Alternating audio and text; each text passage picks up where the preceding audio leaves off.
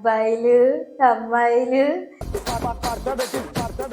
ఇంకా మ్యాటర్లోకి వస్తే అయ్యి బాబోయ్ ఇలా వండేసుకుంటుంది రా బాబు ఇది మళ్ళీ థియేటర్లో కలుద్దాం.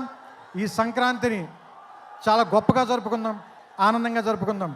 ఏందబ్బాయా త్రివిక్రమ, సంక్రాంతి సీజన్కి చక్కటి సినిమాతో వస్తావు అనుకుంటే గుంటూరు కారం అని గొప్పగా చెప్పి ఆ కారాన్ని ఆడియన్స్ కి ఎక్కడో పెట్టేవుగా.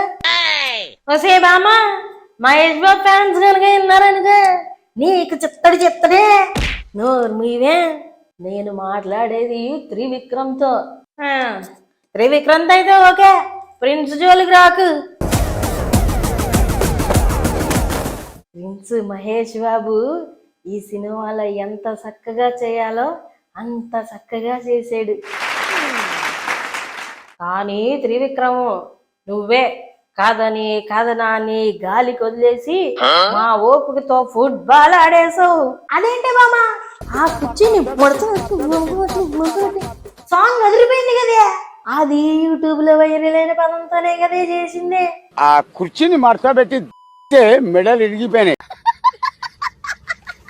ఒక్కడి చెప్పు శ్రీనివాస, ఇంతకు ముందు నీ సినిమాలో మాటలు ఇలా కొట్టానంటే పడుంటారంతే. బయట కూడా అదే చెప్పుకుంటున్నారు.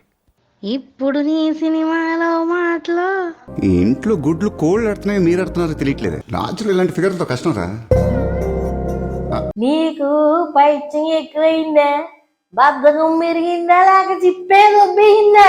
ఓర్నాయను నీ అనుభవం అంత ఏజ్ కూడా లేని ప్రశాంత్ వర్మన్ చూడు, కథనం మీద దృష్టి పెట్టి హనుమాన్ అనే సినిమాతో హిట్ కొట్టి ఏంటి స్టార్లు కూడా లేకుండా దేశం అంతా మన సినిమా గురించి మాట్లాడుకునేలాగా ఆదరగొట్టేసాడుగే.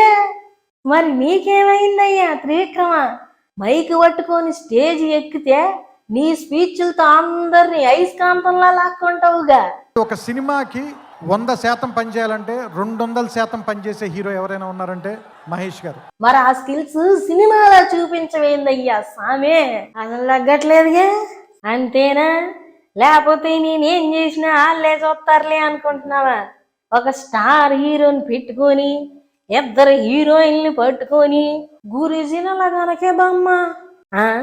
ఎవరికే గురూజీ అంట గురూజీ. ఏమయ్యా నువ్వెవరికి గురూజీవో? ఈ డబ్బా కొట్టుకోవడాలేంటో నాకు అర్థం కావట్లేదు. ఇదంతా ఎందుకు చెప్తున్నానంటే చదువురాని ముద్దుని వీడికి చదువు అవ్వట్లేదు లేరా బాబు అని వదిలేయచ్చు. కానీ చదవగలిగే శక్తి ఉన్నా చదవకపోతే ఇంకా నీ స్టైల్లో చెప్పాలంటే ఆ కుర్చీని మడతబెట్టి అమ్మ బాబోయ్ నువ్వంటే నాకు లవ్వే అబ్బాయా. అందుకే ఒళ్ళు దగ్గర పెట్టుకొని సినిమా చేస్తే బాగుంటదని కోరుకుంటున్నాను. అబ్బా నెక్స్ట్ సినిమా పక్కా హిట్టే ఉంటది లేదే. నేను అదే కోరుకుంటున్నాను శ్రీనివాస. ఆ ఒక్క మాటతో లేచి 2 జేబుల్లో చేతులు పెట్టుకుని నడుచుకుంటూ వెళ్ళిపోతున్నాను. నేను ఎక్కడికి వెళ్తాను కూడా నాకు తెలియదు.